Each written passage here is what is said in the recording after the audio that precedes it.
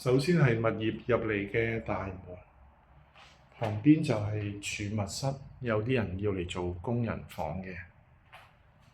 另一邊就係洗手間，佢係名廁，但係有浴缸，浸浴就非常舒服啦。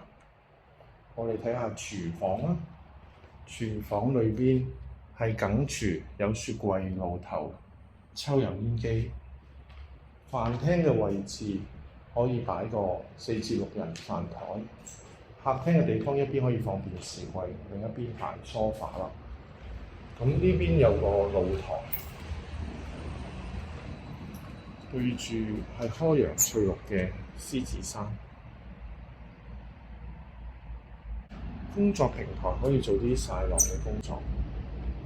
第一個房間上面做咗床，下邊就做咗書台，對住係田心村同埋遠處嘅山景。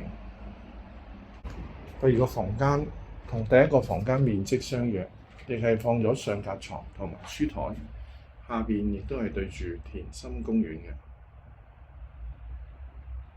主人套廁係名廁，但係有浴缸，浸浴就非常舒服啦。